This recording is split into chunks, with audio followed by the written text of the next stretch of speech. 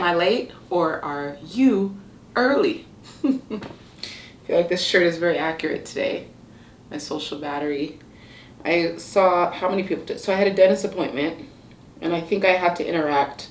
Yeah, definitely interacted with at least 6 people between the x-rays, the updated photographs, the dentist himself, the dental assistant, the masseuse who was massaging my hand while I was getting the cleaning done. Oh, y'all. Okay, so 2 quick things. Number 1, very random, but you are always a mirror image of what you think you look like. I'm just, all this time, I've always known that like when your phone is in selfie mode, you're seeing a mirrored image, which is different from what people see, which is the actual reflection of you or the actual image of you. But when you FaceTime, I was FaceTiming Stefan, my fiance, and he was taking screenshots of me and he was like, oh my gosh, you're so cute. Like, I'm taking a screenshot. And so I took a screenshot back. And how I looked during my screenshot versus is how I thought I looked in his screenshot. But, oh, yeah, even during a FaceTime, you can't, maybe there's a, I don't know, maybe there's a mode where you can actually flip it. But all this time, I'm like, I don't even look like how I think I look like. And when I have like writing on my walls and it's backwards for me, I'm always like, oh shoot, I wish they could actually read my writing on the walls, and they can. like I wish they could see this wall decor, because I have like lots of affirmation statements. And for me, it was always backwards. And even on Zoom, I turned off selfie mode. So I thought I turned off the mirror mode in all of my settings. So it just blew my mind. How I think I look is not how I actually look. And that's why I was like, why do I always look a little different in pictures that other people take of me? I'm like, Glow, that's how they actually see you. Like, interesting. And one person, I think they meant well, but they were of the older generation. So, you know, sometimes they have no filter. And they were like, oh wow, Glow, you look even better offline. Like you're, they didn't say like you're actually pretty offline, but they're just like, you're even more pretty offline, or like there's like, you're even more beautiful than I thought. And I was like, huh. But they said it in a way where it made, they were underwhelmed by my online presence. And I guess I do mostly post selfie mode. Maybe? Because if I'm posting video, it's in selfie mode. Yeah, it's great feedback.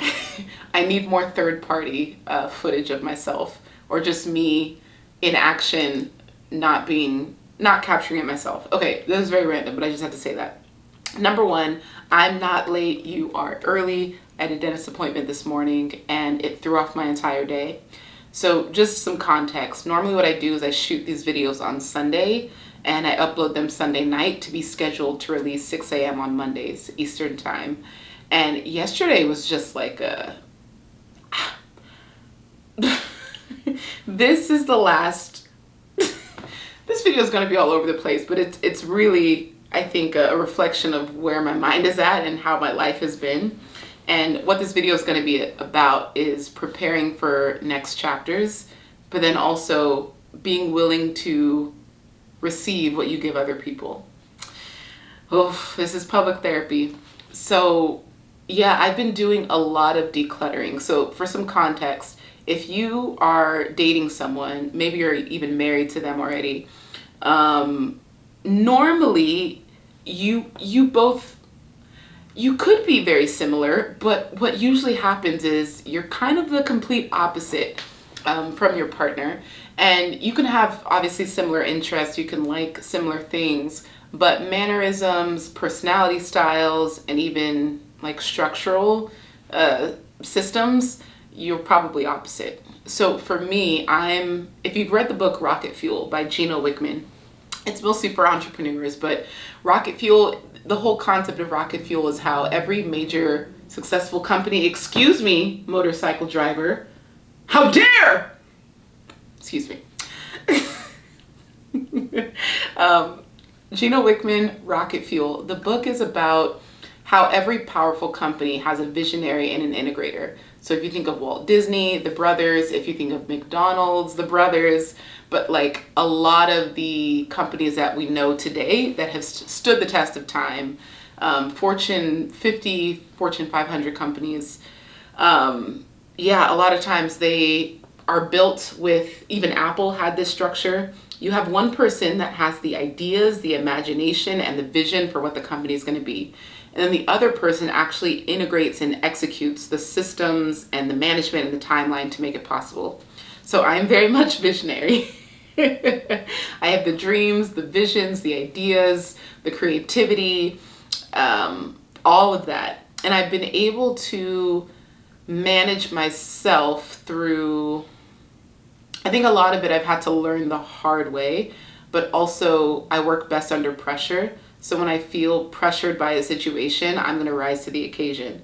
And I had to get to a place where I'm like, okay, Globe, not everything you do has to feel like high stakes, high pressure. Like there's got to be a healthier way to do this. So enter Stefan 2 years ago, and I'm seeing the way he works. Like he's working with all of these like Silicon Valley tech companies, startups, and he has insight and intel into how companies actually operate. And so he is very structured, he's very organized, he has systems in place.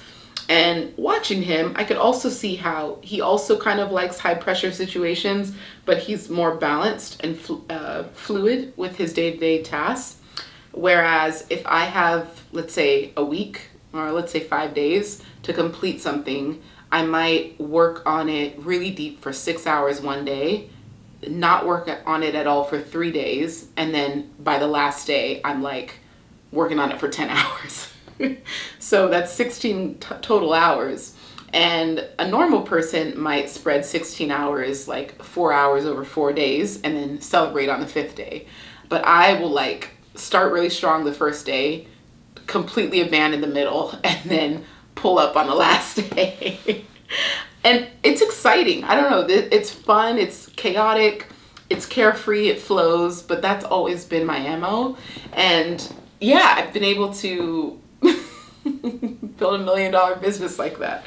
But I also know that there's a book called What Got You Here Won't Get You There by Marshall Goodall. Marshall, I was going to say Thurgood Marshall. That's not it. You'll know it. If you Google it, What Got You Here Won't Get You There. It's a very pragmatic book, kind of boring, but the concept is everything that I'm saying now. So I think what I'm realizing is that this week is the prep week. Stefan gets here in a couple days. Next week, he'll probably make a cameo in one of these videos. I'll just like make a note to have him show himself and debut since it's been so many weeks. And he hasn't been in any of these videos, so I think it'll be nice for you all to see him. Yeah, so I think I'm just putting a lot of pressure on myself to get it right, because I know that this is like in the weeks or even months leading up to marriage, it's almost like you're trying to do everything in the way you want your future self to be as a wife. And so it's almost like I feel like I'm proving like my wifedom, my domestication. I don't know what's happening, but I'm a mess. And I guess I say all this to say, what's nice about this week is that I know that I needed this week to happen. Like, if Stefan were not coming in town this week, I would not be tearing my closet apart in this whole decluttering process. So spring cleaning, I mean, summer starts this week. So it'll be summer cleaning as I'm finishing. But what I realized is I'm not a hoarder, but I like memories. I think that I literally have a couple shoe boxes of luggage tags and ticket stubs and just, I don't know, itineraries and maps and random things from the last 10 years of my travels, just random trinkets. I've never really bought souvenirs like magnets. I always, got bracelets, but if I didn't get anything, I kept the stuff. I kept the paper proof that I was in a place. And I love that feeling. I have currencies from over probably 60 countries, 65 countries. I just love that feeling of, I don't know, having tangible evidence of my life. And I have this big scrapbook that I've abandoned, but I got it like 4 years ago, and I've been wanting to like be just really intentional about placing these trinkets into this book and telling a story for myself. And I know a lot of like what we do on social media is to sell, especially if you're an entrepreneur. You're selling, you're promoting, you're marketing, but hopefully you're also just documenting for yourself. I'm obsessed with the idea that 10, 20, 30, 40, however many years down the line, I will always have tangible, physical, visual proof that I lived. And that just, it motivates me so much to just really trace and track everything. I have 7 journals. I think I said it in a prior video. At any given time, I'm just always documenting life. And yeah, so it kind of makes me lean on the hoarder side. And I'm not proud. I literally, the reason I'm in the studio room is because the living room where I normally shoot these videos has easily, how many things have I tried on? Okay, so here's what's happening in my closet. I probably have 4,000, it's thousands, it's thousands of just garments and pieces and things and pants and dresses and shirts and kimonos, things that I've picked up over the years or kept or bought or have been given.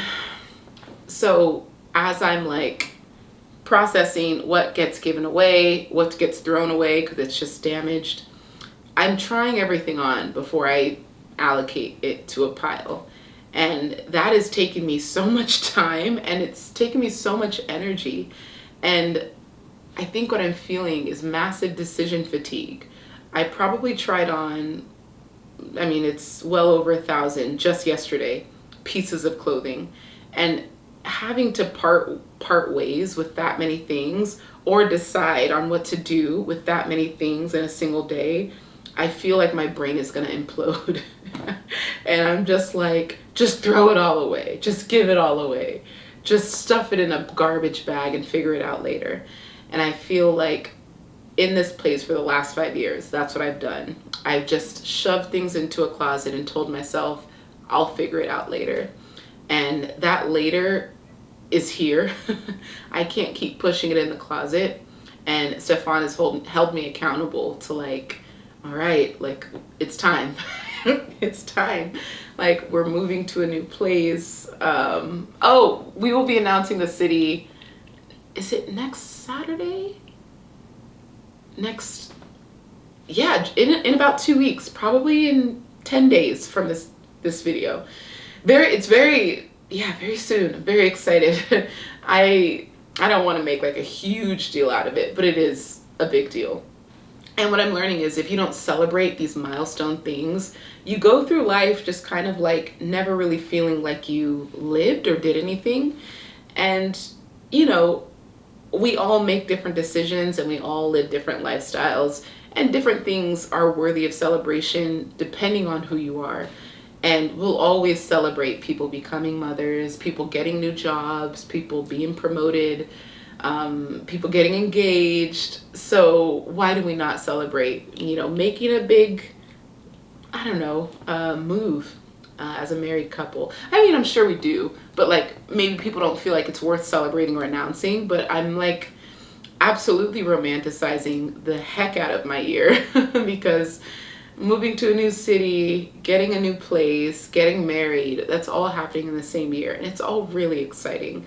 And yeah, I couldn't imagine it going or looking any different. So I'm just like super grateful.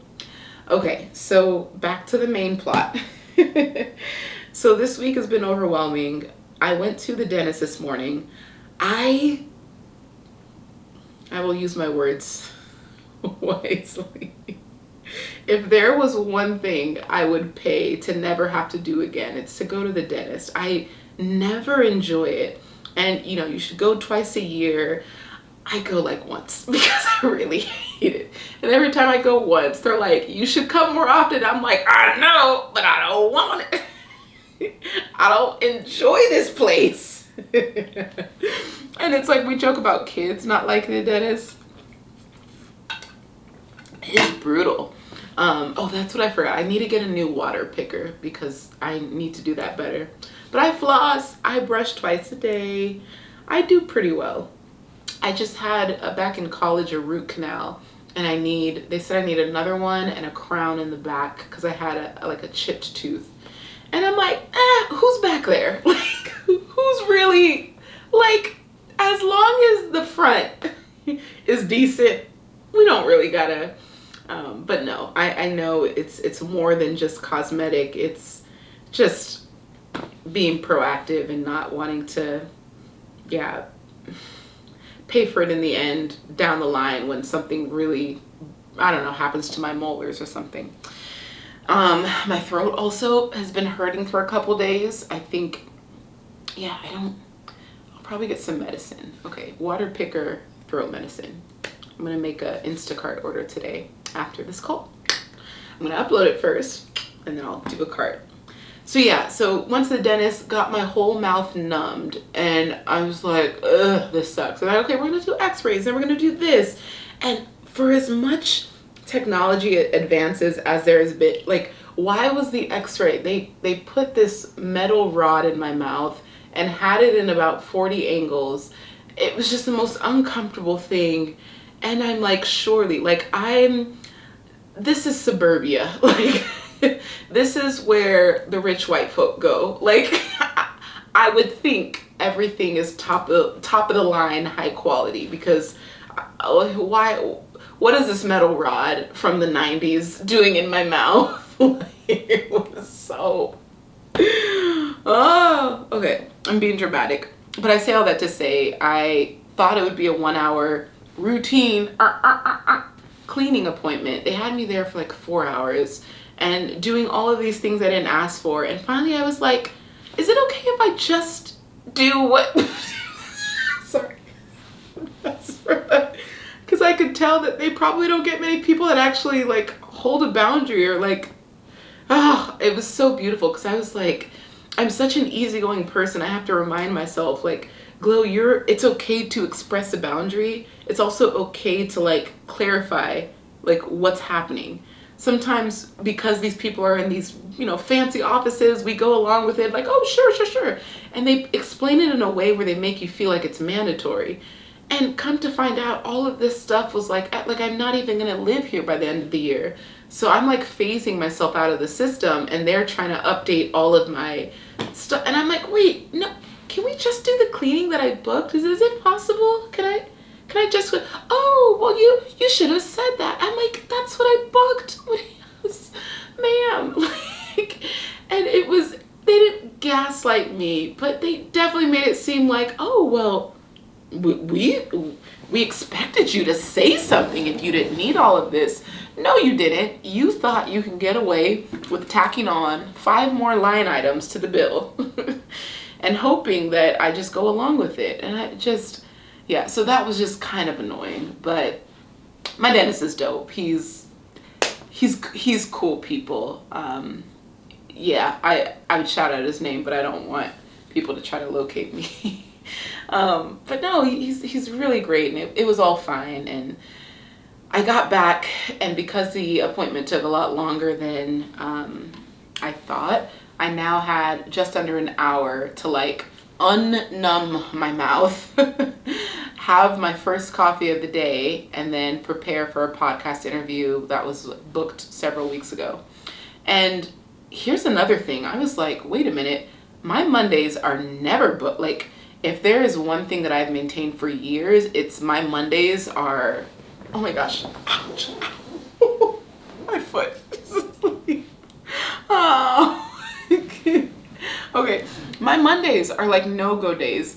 Most people hate Mondays, and so I told myself my Mondays will always be a day of self-care, maintenance, or at most admin. Like, I can do back-end stuff, but my Mondays are sacred.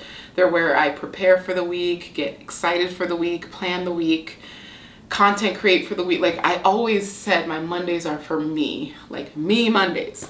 So when I saw that on the calendar, I was like, huh.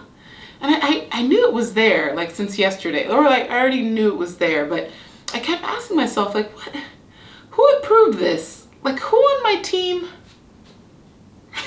Me? What? And I retraced the email and I saw that, like, because it was the first option asked for, or it was the first date. Oh, okay. So I had to reschedule it because I was on that mastermind retreat. And so that was the next available date. And because I felt the guilt of having to reschedule anyway, I said yes to whatever the next available date they said they had, not holding my boundary of no Monday schedules. And so, yeah, I was just like, huh. And so I was like, whatever, Glow, you are professional. You show up, you get done up, put your makeup on, get the mic set up, get the studio set up, get the lighting, and you do your thing. You knock out this 75-minute podcast interview. And so we started, and she's just kind of asking how my day is. I'm like, oh yeah, you know, this, that, and you know, I mentioned casually, I'm like, yeah, I had a dentist appointment this morning, and I just like casually mentioned, because I was insecure already, I was like, if my mouth looks like a little slower, like lagged, I'm like, it's because the numbing cream is still wearing off, so just like ignore it. And immediately she was like, oh, we can reschedule. But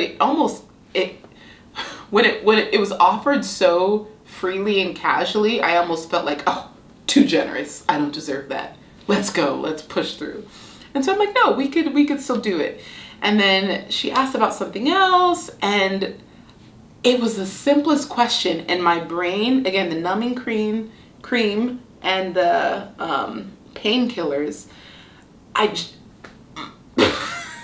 it still happening? I glitched. I was just like, I could literally feel myself buffering.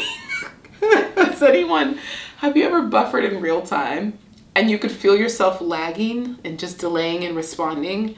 And then you're like watching yourself buffer and then watching yourself be watched by someone. And I was like, yeah, I think I need a reschedule.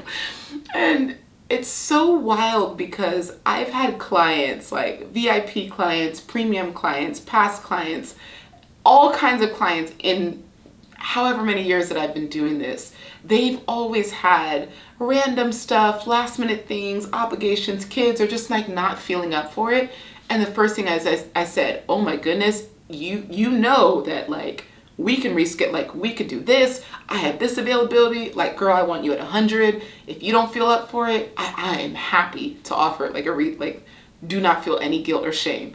And there's always this like, oh, thank you so much. Or like, oh my gosh, I wanted to. Like, oh. And I'm like, oh wow, like this is what a gift it is to offer, you know, people the ability to reschedule if they're just not feeling 100%. Because we don't have to push through everything. We can, yes, and we should in some situations, but always no, you don't have to. And so when I was just like, Glow, you have always been so gracious and so generous with your own rescheduling policy for your clients. Like, how are you not able to give yourself that same grace and space to ask for the same? And of course, the woman, she was like, oh my God, yeah. Blah, blah, blah. And if tomorrow doesn't work, this day. And she offered multiple dates. And I was like, it was that simple.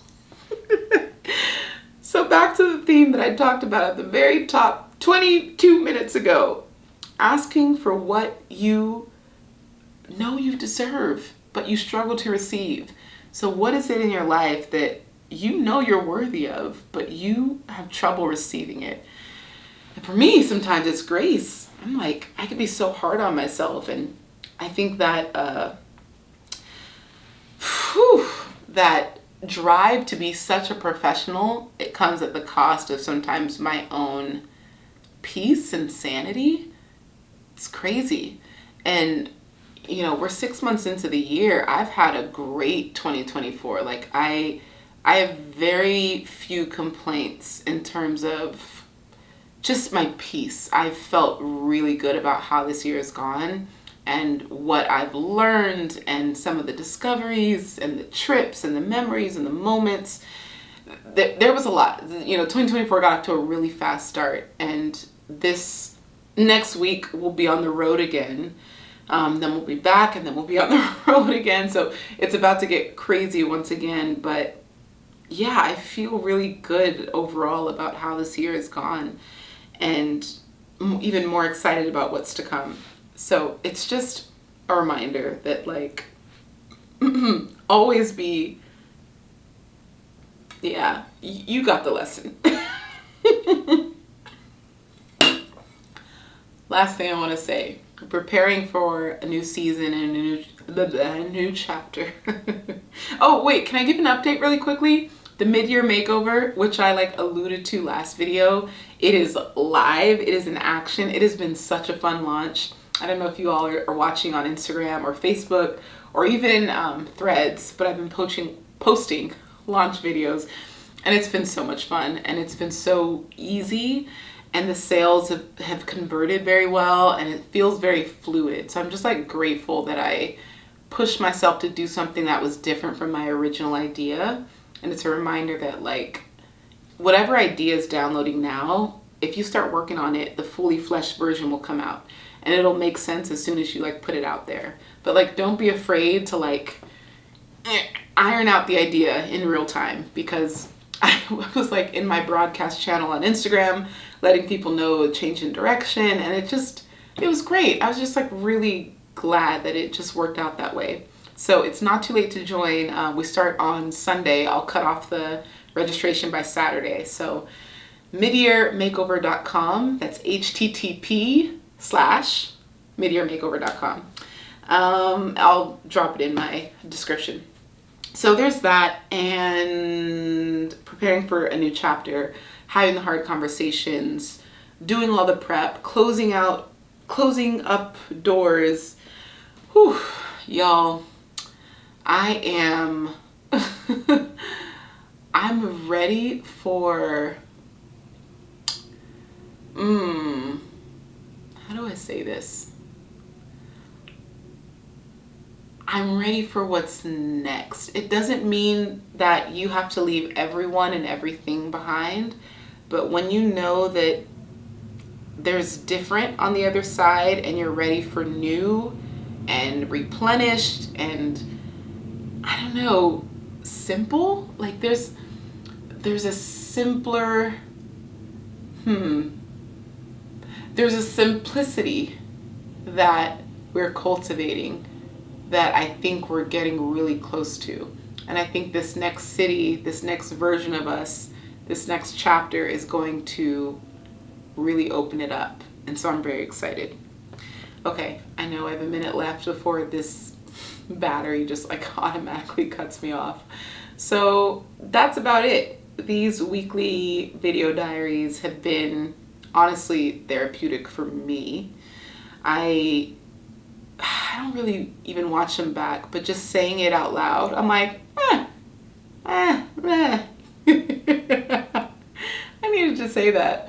And ironically, I haven't been physically journaling as much. And so this feels like a form of journaling that is easier and more natural for me, and I'm able to say a little bit more. So yeah, thanks for watching. Thanks for being here.